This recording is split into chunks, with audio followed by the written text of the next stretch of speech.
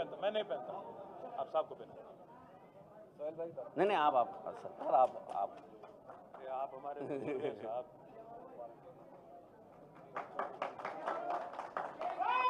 महमूद भाई अलाउद्दीन साहब का वेलकम कर रहे पार्टी में। और महमूद भाई जो है मेरे को घर से लाए थे, दूसरे दिन नाश्ते की दावत दिए थे, शायद आपको मैं ले लेके चले आऊंगा महमूद भाई के पास। और साथ ही अलाउद्दीन भाई के साथ मोहम्मद मुशर्रफ, एक एक करके आइए। बुला लीजिए, बाकी नाम पढ़।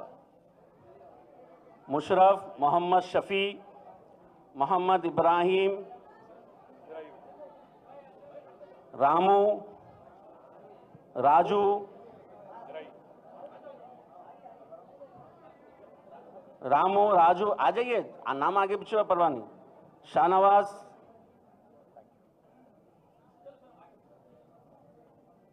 जिलाम पटेल, फाजिल, काशिफ पाटिल, फयाद हुसैन, मोहम्मद उमर, नसरीन कौसर, निगार सुल्ताना, नूर जहां, अजीजिया, अख्तर उन्नीसा, नहीं लेडीज को, नसीमा बेगम, सरदार खान, मोहम्मद सलमान, शेख ताहिर, मोहम्मद उस्मान, मोहम्मद गालिब। आ जाइए पहले लाइन से।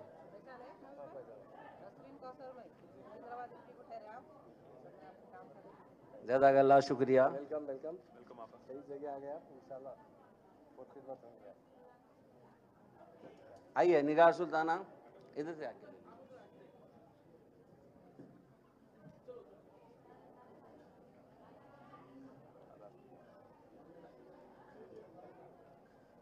महमूद भाई बहुत नेक आदमी है, आप लोगों को पार्टी में शामिल कर रहे।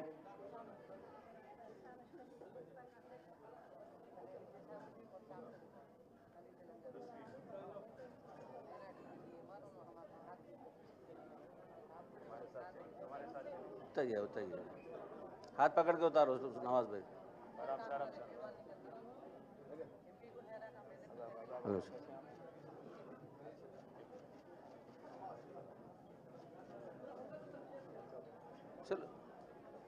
चलो महमूद भाई उतारो। अपने को बेटा बाद में नहीं बाद बात में। शुक्रिया। हाँ चलिए भाई, बहुत बहुत शुक्रिया। आप सब बीआरएस पार्टी का इंतखाब करें। मैं तहे दिल से आप सबका शुक्रिया अदा करता हूं और आपको बहुत बहुत मुबारकबाद देता हूं। आप बिल्कुल सही पार्टी में आप जो है ज्वाइन हुए हैं। इंशाल्लाह हम सब मिलकर आगे बहुत सा काम करेंगे 4 साल में। अभी मैं जनाब महमूद भाई साबिका वजीर और केसीआर साहब की आंखों की धड़कन आपसे जो है गुजारिश करता हूं कि आपके सामने अपने ख्यालात जाहिर करें। शुक्रिया। सबसे पहले मैं शेरलिंगमपल्ली के मेरे भाई और बहनों का वेलकम करता हूं और आज पार्टी में जो ज्वाइनिंग है उसके लिए मैं तमाम भाइयों को मुबारकबाद देता हूं, ख़ासतौर से अलाउद्दीन साहब को जो बहुत सही डिसीजन लिए है। और मैं हमारे हरदिल अजीज पार्टी के वर्किंग प्रेसिडेंट, एक डायनामिक लीडर, तेलंगाना को गोल्डन तेलंगाना बनाने वाले, हैदराबाद यही नहीं है, अमेरिका दुबई के लोग भी आकर हैदराबाद देखते हैं हैदराबाद क्या था कैसा हो चुका। वो हमारे हरदिल अजीज वर्किंग प्रेसिडेंट KT रामाराव साहब और शेरलिंगमपल्ली के इंचार्ज माधवराव कृष्णाराव साहब, हमारे पार्टी के सिटी इंचार्ज श्रवण साहब, विश्ववर्धन साहब XMLA, बालराज साहब XMLA, इल्लू श्रीनिवास यादव, कार्तिक रेड्डी साहब जो बहुत डायनामिक तरीके से काम कर रहे हैं,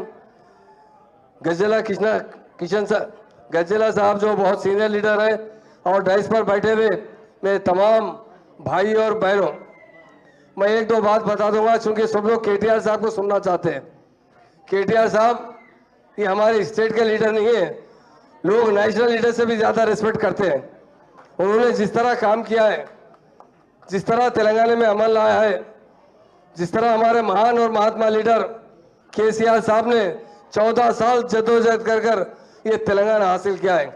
तेलंगाना को पूरा लूटा जा रहा था, तेलंगाना को डेवलप करने वाले कोई लीडर है, तेलंगाना को इंडिया में नंबर 1 स्टेट की तरह बनाने वाले लीडर है, और सबसे अहम गंगा जमुना तहजीब लाने वाले कोई लीडर है तो केसीआर साहब है।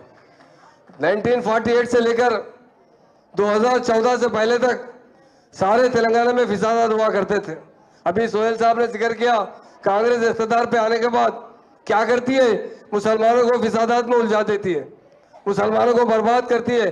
कांग्रेस 1-2 साल नहीं, करीब 50 साल हुकूमत की है यहाँ पर। आज मुसलमानों का जो हाल है, वही केसीआर साहब ने 9.5 साल में रेजिडेंशियल स्कूल कायम किए। कांग्रेस ने 50 साल में 10 रेजिडेंशियल स्कूल कायम नहीं कर सके, मगर केसीआर साहब ने सिर्फ 2 साल के अंदर 204 रेजिडेंशियल स्कूल कायम किए, 1,40,000 लड़के और लड़कियों को तालीम दिए। आप जानते हैं हमारे बड़े लोग क्या कहते हैं, इंसान को अगर संवारना है, तरक्की दिलाना है, दिल से उसकी तरक्की देखना है तो उसको सबसे पहले तालीम दो। तालीम देने वाले कोई लीडर है वो केसीआर साहब है, और गंगा जमुना तहजीब लाने वाले कोई लीडर है वो केसीआर साहब है। केसीआर साहब पॉलिटिकल पार्टी पावर के लिए नहीं बनाए थे, तेलंगाना हासिल करने के लिए ये पार्टी बनाई गई थी। और उन्होंने खासतौर से 2009 में मरण वक्त 11 दिन तक बैठा तेलंगाना के लिए, हमारा तेलंगाना चाहिए, क्योंकि तेलंगाना का पैसा पूरे का पूरा आंध्रा में खर्चा किया जाता था। यहाँ के लोगों को मुलाजिमें तो नहीं मिलते थे, यहाँ के लोगों के माशी हालात सही नहीं होते थे, हमारी स्टेट डेवलप नहीं होती थी। इसके लिए केसीआर साहब ने 11 दिन तक मरण पर बैठा था, पर 11वें दिन उनकी हालत इतनी खराब हुई थी, जब हमारे जयशंकर साहब जिंदा थे, साहब के बहुत से लोग जाके साहब से गुजारिश किए, साहब आप भारत तोड़ दीजिए, तेलंगाना बाद में लेंगे। केसीआर साहब एक बात कहा, मेरी जान गई तो परवाह नहीं है, मुझे मेरा तेलंगाना चाहिए, मेरी आवाम की तरक्की चाहिए। ये बोलने वाला कोई लीडर है वो केसीआर साहब। ये कांग्रेस पार्टी धोखेबाज पार्टी है, मुसलमानों को धोखा देती है, सारे लोगों को धोखा देती है। आप जानते हैं ना, केटीआर साहब सब चीज बताएंगे आपको, हमारे साथ कैसा धोखा किया गया। हमें सिर्फ वायदे किए गए, गारंटियां बताए गए, मगर किसी पे अमल नहीं किया गया। एक मुसलमान मिनिस्टर को नहीं बनाया गया। आप उसके मुकाबले में केसीआर साहब को देखिए, उन्होंने डिप्टी सीएम का ओहदा दिया आपके भाई को, उन्होंने होम मिनिस्टर का ओहदा दिया। इसी को सेकुलरिज्म कहते हैं। ये सेकुलरिज्म बोलने से नहीं चलता, मुसलमानों को हर जगह फिसादात में उलझाने से नहीं चलता। ये रेवंत रेड्डी के बारे में जो आप सुन रहे हैं, किस तरह गरीबों को खत्म करें। अरे केसीआर साहब डबल बेडरूम बनाए थे, ऐसी क्या जल्दी है मूसी बनाने की, सिर्फ कमीशन के लिए मूसी का काम शुरू करने की बात की जा रही है। गरीबों को बेघर किया जा रहा है। एक जमाना पहले इंदिरा गांधी ने एक नारा दिया था, रोटी कपड़ा और मकान, और सबसे पहले मकानों से बेघर करने वाले रेवंत रेड्डी है। यही उनकी पॉलिसी है, इनका बेस ही बीजेपी से है, आप जानते हैं। तो इसलिए आज हमारे पार्टी में बहुत से नौजवान भाई शिरकत की है पार्टी में, उनका मैं वेलकम भी करता हूं। और आपसे एक ही बात कहता हूं, हिंदुस्तान में कोई अगर सेकुलर पार्टी है तो वो बीआरएस पार्टी है। सेकुलर लीडर है केसीआर साहब है और केटीआर साहब है। ये फैमिली है पूरी काम करने वाली, आपके लिए हर किस्म की कुर्बानी देने के लिए तैयार है, और आपकी अच्छी खुशहाली देखने वाली है तो बीआरएस पार्टी है। मैं तमाम मेरे भाइयों ने जो आज पार्टी में आए और हमारी बहनें बहुत सी आई हैं, मैं कहता हूं आपके बच्चों का मुस्तकबिल बनाने वाला कोई लीडर है वो केसीआर साहब है। आपके फ्यूचर, आपके बच्चों के बारे में अच्छी तालीम देने वाले, आपको अमन देने वाले और आपको तरक्की देने वाले कोई लीडर है तो केसीआर साहब। इसलिए मेरे भाइयों बहनों, बहुत सी बात तो केटीआर साहब को बोलना है, आप सुनेंगे। मैं मीडिया के भाइयों से भी कहता हूं कि वायदे करके, झूठे वायदे कर गारंटी देकर पावर में आने वाली पार्टी कभी भी टीआर से नहीं सोची। कोई वायदा नहीं करते हुए केसीआर साहब ने हर किस्म से तरक्की दी है। आज गरीब लोग दुआ दे रहे हैं हाथ उठाकर, आप व्हाट्सएप में देख रहे हैं, बोल रहे कि अरे केसीआर साहब कितने अच्छे इंसान थे, हमें 9.5 साल में कभी बेघर नहीं किया, मगर ये रेवंत रेड्डी 8 महीने में आने के साथ ही हमें बेघर कर रहे हैं। मेरे भाइयों बहनों, आपका हमेशा फ्यूचर, आपकी मुस्तकबिल, जिंदगी आपके बच्चों की अच्छी बनाने वाले कोई लीडर है वो केसीआर साहब है। केसीआर साहब एक अमली इंसान है, हमेशा लोगों को खुशहाल देखना चाहते हैं, सबको तरक्की दिलाना चाहते हैं। इसलिए मेरे भाइयों बहनों जो आज बीआरएस पार्टी में शामिल हुए, यकीनन मैं उन सबका शुक्रिया अदा करता हूँ। और एक बात बताता हूँ, हमारे केटीआर साहब भी बड़े डायनेमिक लीडर है, बड़े हमदर्द इंसान हैं। आप जानते हैं जब मूसी नदी को आज नहीं कल डेवलप कर सकते हैं, इमीडिएट मालूम होते ही 10 करोड़ रुपए का ऐलान किया गया कि हमें किसी भी तरह लीगल सपोर्ट के लिए। आप देखिए लोग जो है तमाशा देख रहे हैं, केटीआर साहब ने जगह जगह जाकर प्रोटेस्ट भी किया है, लोगों को मुखातिब भी किया है कि आप डरिए मत, हमें बुलाइए, हम आपके साथ रहेंगे। हम यही चाहते हैं हमारे बहन और भाई अच्छी जिंदगी गुजारे। और किसी ने आज़ाद हिंदुस्तान होने के बाद 1947 के बाद किसी ने मुसलमानों की तालीम पर तवज्जो नहीं दी। अगर तवज्जो देने वाले कोई लीडर है वो केसीआर साहब है। गरीब मुस्लिम बहनों की शादी के लिए 1 लाख रुपए देने वाले वो केसीआर साहब है। इसलिए मेरे भाइयों बहनों आपने बहुत अच्छा काम किया। बीआरएस पार्टी में आकर यही पार्टी आपको हक दिला सकती है, आपको तरक्की दिला सकती है, आपको अमन दिला सकती है। हर शोबे हयात में दूसरी कौमों की तरह तरक्की करने का मौका देने वाली कोई पार्टी है वो बीआरएस पार्टी है। इसलिए मैं तमाम भाइयों बहनों का शुक्रिया अदा करता हूं, क्योंकि आपके दिल में है। सबसे पहले केटीआर साहब को सुनना आपके दिल में है, वो एक बहुत डायनेमिक लीडर है। हम नहीं कहते, तमाम स्टेट के लोग कहते हैं, हिंदुस्तान के जितने स्टेट है वहाँ के बड़े बड़े लीडर कहते हैं केसीआर के पास अगर कोई डायमंड हीरा है वो केटीआर साहब है। जरूर एक अच्छा इनकलाब लाएंगे, बहुत दूर नहीं है। लोग दिल से दुआ दे रहे हैं, गरीब हमारे बहनें दुआ दे रही हैं। व्हाट्सएप पे हम देख रहे हैं, ऐसे जालिम हुकूमत से हमें नजात दिलाइए, जल्द से जल्द इनकलाब आए ताकि फिर से केसीआर साहब चीफ मिनिस्टर बने, हम तमाम लोगों को राहत मिले। यही गरीबों का नारा है, जो मुझे मौका दिया गया है उसका मैं शुक्रिया अदा करता हूँ। जय तेलंगाना, जय जय तेलंगाना। अभी महमूद भाई आपसे मुखातिब करें, मैं अलाउद्दीन को चाहूँगा कि आप अपने ख्यालात 2 मिनट ज़ाहिर करें, मगर उससे पहले एक बात आपको कह देना चाहता हूँ।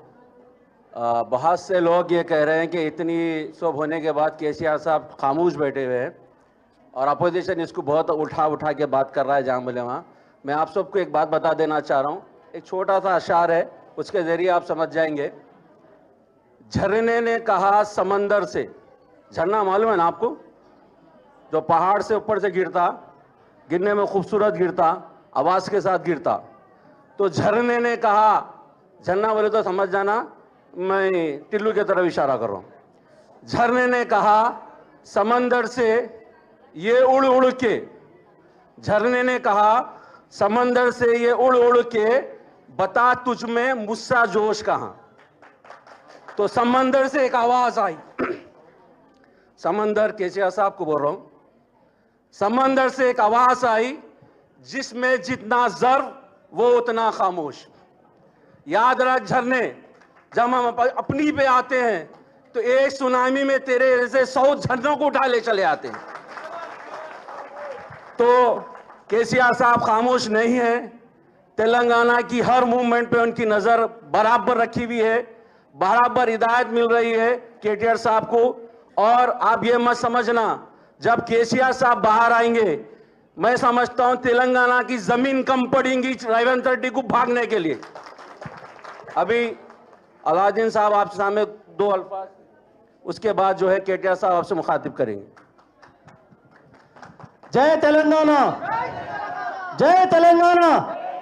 ये आवाज कहां तक जाना मालूम है ना आपको? जय तेलंगाना।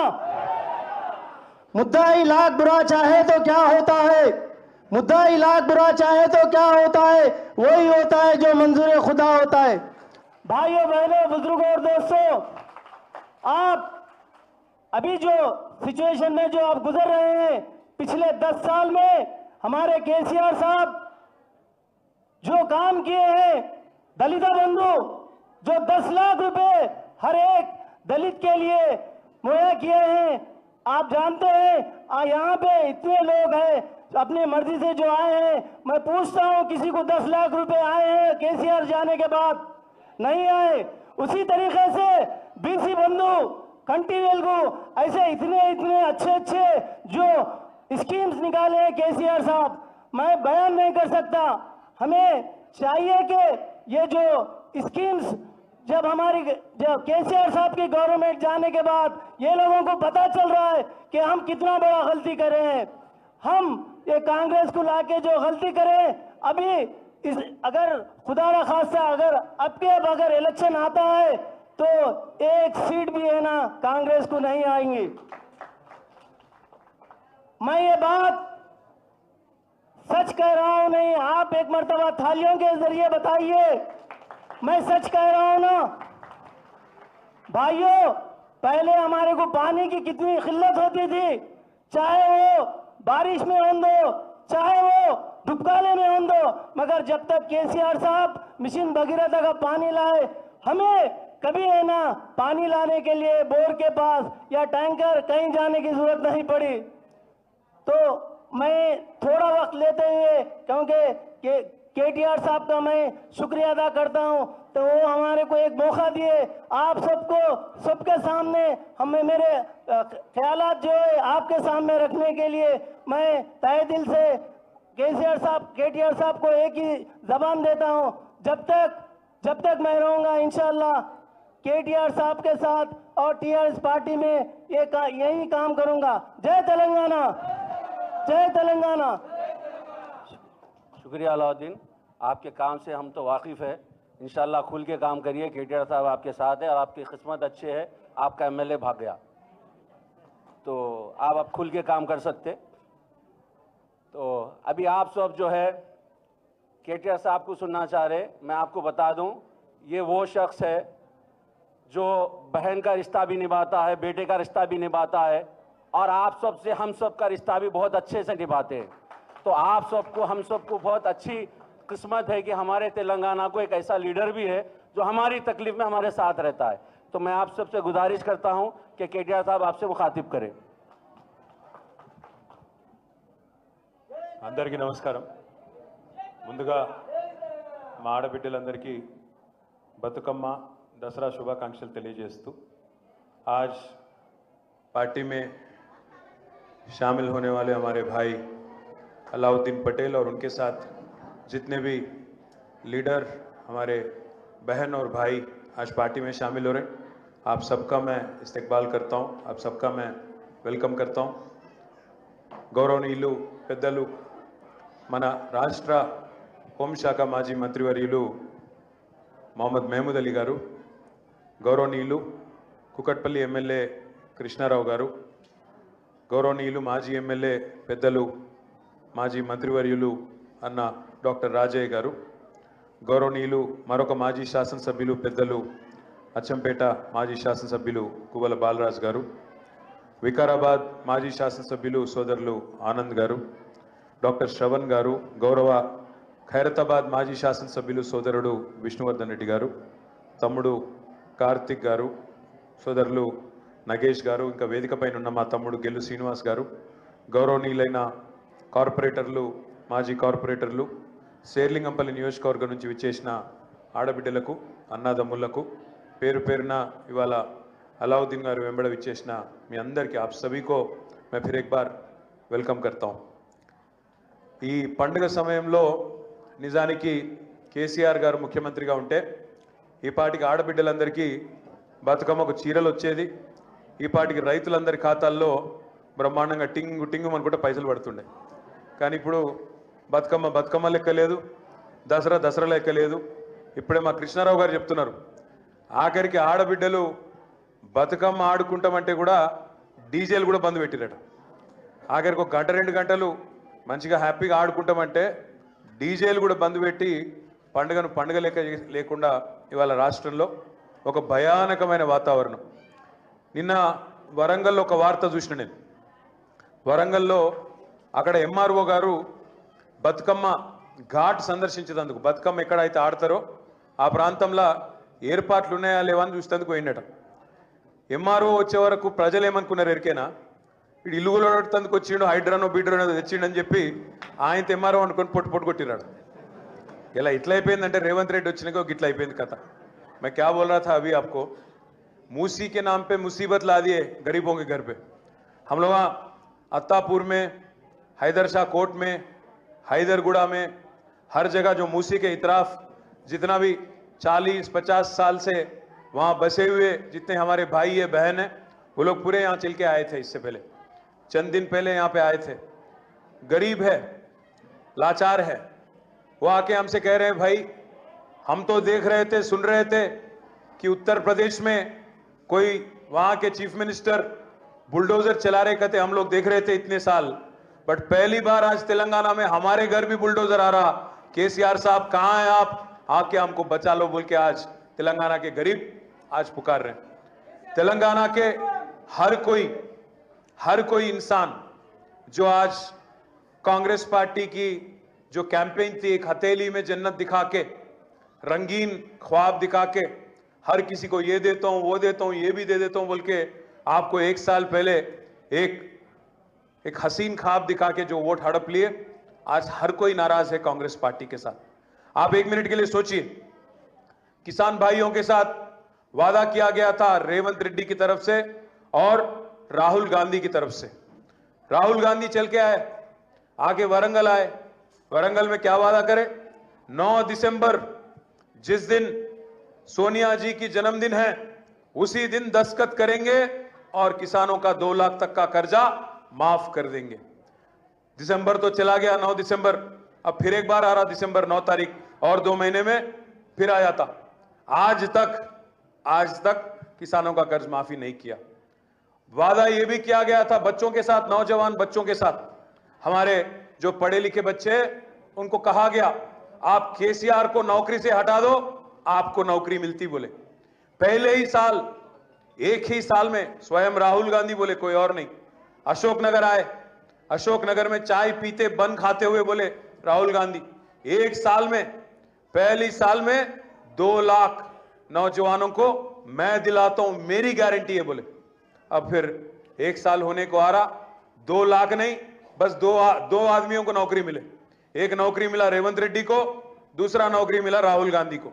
बच्चों को तो किसी को नौकरी तो नहीं मिला आज तक। 2 लाख बोले, 2 नौकरी भी नहीं दिए। साथ ही साथ मैं पूछना चाहता हूं, किसान के साथ धोखा, हमारे नौजवान बच्चों के साथ धोखा, हमारे बहनों के साथ भी धोखा किया।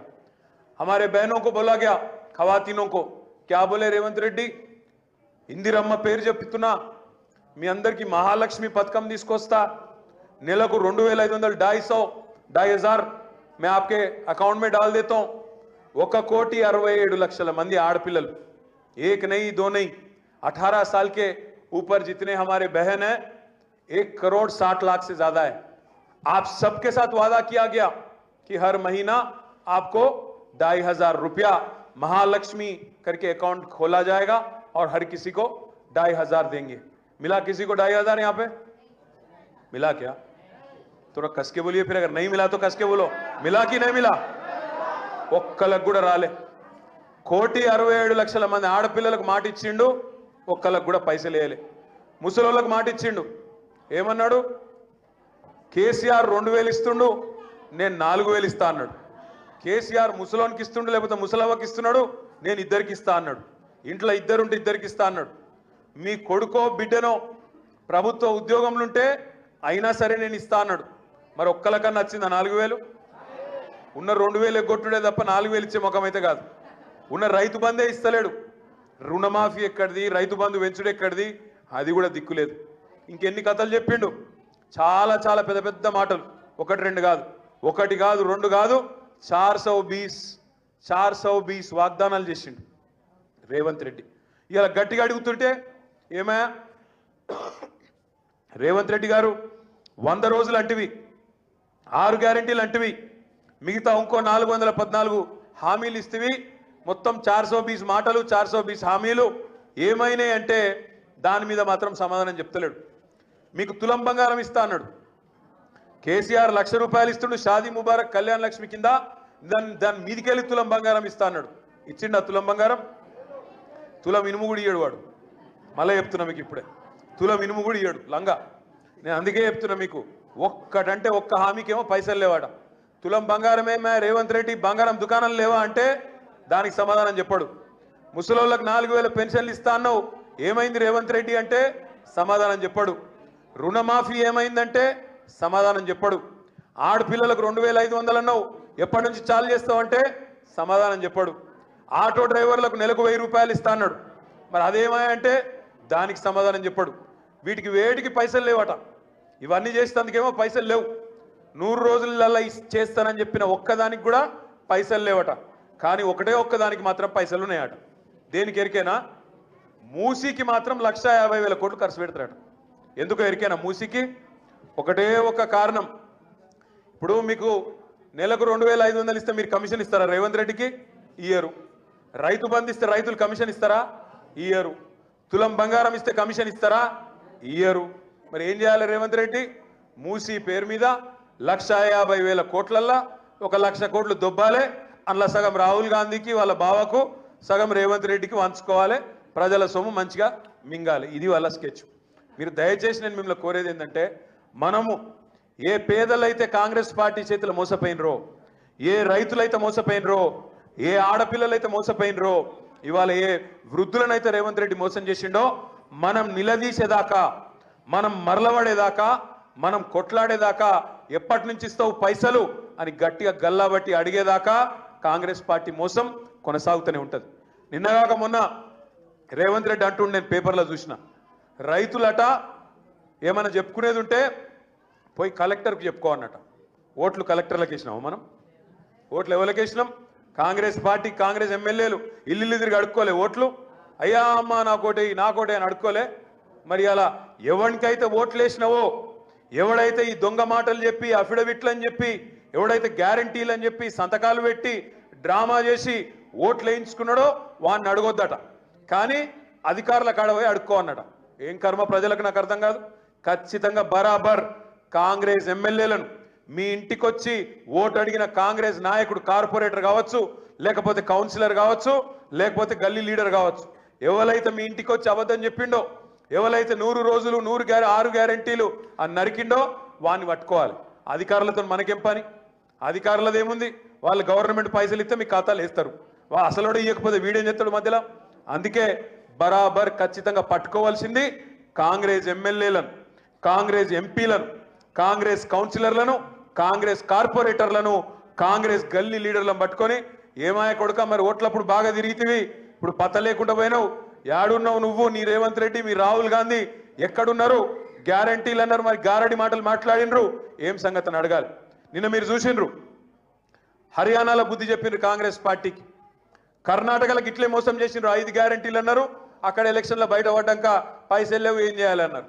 ఆ తర్వాత హిమాచల్ ప్రదేశ్ 10 గ్యారంటీలు అన్నారు, అక్కడ ఇట్లే మోసం చేసిండ్రు. తెలంగాణలో 6 గ్యారంటీలను ఇక్కడ గారెడి చూపెట్టిండ్రు, ఇక్కడ మోసం చేసిండ్రు. నిన్న హర్యానాలో ఎలక్షన్ పోయినరు, 7 గ్యారంటీలను పోయినరు. కానీ హర్యానాలోకి అర్థమైపోయింది, వీళ్ళు పచ్చి లంగలు ఉన్నారు. కర్ణాటకలో మోసం చేసిండ్రు, తెలంగాణలో మోసం చేసిండ్రు, అక్కడ హిమాచల్లో మోసం చేసిండ్రు. हर जगह ये लोग धोखा ही करे, फिर हमारे साथ भी वही धोखा करते बोल के हरियाणा में कल कांग्रेस पार्टी को सबक सिखाए. मैं उम्मीद करता हूं कांग्रेस पार्टी के लीडर जो है राहुल गांधी और रेवंत रेड्डी, कम से कम अब तो सुधर जाओ, कम से कम अब तो गरीबों की मदद करना शुरू करो. जो वादा आप करे, 6 गारंटी, जो डिक्लेरेशन आप दिए, किसान डिक्लेरेशन, युवा डिक्लेरेशन, महिला डिक्लेरेशन, आप काफी सारे वादा करें, वो निभाना कम से कम अभी तो शुरू करो. वरना जो सबक आपको सिखाया गया और जगह, यहां पे भी वही सबक आपको मिलेगी. మీ అందరితో నేను కోరేది ఒకటే, ఇవాళ అలాउद्दीन पटेल గారు మన పార్టీలో చేరుతా ఉన్నారు. मैं अलाउद्दीन से भी और जिन लीडर आपके साथ आए, हमारे जो बहन और भाई आपके साथ है, मैं आपसे एक ही दरख्वास्त करना चाहता हूं. हाँ, आपके शेरलिंगमपल्ली एमएलए वो जाके उनमें मिल गए कांग्रेस पार्टी में, पता नहीं उनकी क्या मजबूरी थी, जाके कांग्रेस में मिल गए. बट अपने को कोई डरने की जरूरत नहीं है. आज शहर हैदराबाद में हर कोई इंसान आज केसीआर साहब को मिस कर रहा. अरे साहब, केसीआर साहब के टाइम पे कितना सुकून की जिंदगी थी. बतकम्मा होता तो एक साड़ी मिलता, रमजान के वक्त तोहफा मिलता, क्रिसमस आते ही क्रिसमस के दिन एक और तोहफा मिलता, और गरीबों की मदद की जाती. वजीफा हो, कल्याण लक्ष्मी हो, शादी मुबारक हो, हर वो प्रोग्राम जो गरीब के लिए चाहिए था, केसीआर साहब ने उसका इंतजाम हमेशा से टाइम पे किया. मैं आप भाइयों से, बहनों से एक रिक्वेस्ट करना चाहता हूं, जब तक आपके साथ केसीआर है, जब तक ये गुलाबी कंडवा आपके साथ है, आपको फिक्र करने की कोई जरूरत नहीं. लड़ेंगे, लड़ेंगे और बिल्कुल सेक्युलर ही रहेंगे। किसी भी हाल में जो एक गंगा जमुना तहजीब जिसके लिए हैदराबाद और जिसके लिए तेलंगाना मशहूर है, उसको बरकरार रखेंगे। गंगा जमुना तहजीब को भाइयों की तरह हम लोग जो सैकड़ों सालों से हम लोग एक साथ हैं, चाहे हिंदू हो, मुसलमान हो, क्रिश्चियन हो, जो भी हो, मजहब आपका जो भी हो, भाई भाई की तरह हम लोग साथ चले, साथ रहे। आगे भी ये ऐसे ही बरकरार रहे, आगे भी और ये दोस्ती और ये भाईचारा और मजबूत हो, यही केसीआर साहब का नारा है। इसीलिए भाइयों आपको याद रखना चाहिए, हमको भी बहुत दबाने की कोशिश करे, डराने की कोशिश करे, हमारी बहन को ले जाके 5.5 महीने तिहाड़ जेल में बंद भी करे, पर इनके सामने झुके नहीं, डरे नहीं, लड़े हम लोग, आगे भी लड़ेंगे जरूर। मैं वादा करता हूं आपसे, चाहे वो हिंदू हो, मुसलमान हो, हमने कभी भी मजहब के नाम पे सियासत कभी करने की कोशिश नहीं की। गरीब को केसीआर ने हमेशा गरीब की तरह देखा, इंसान को इंसानियत के नाते देखा।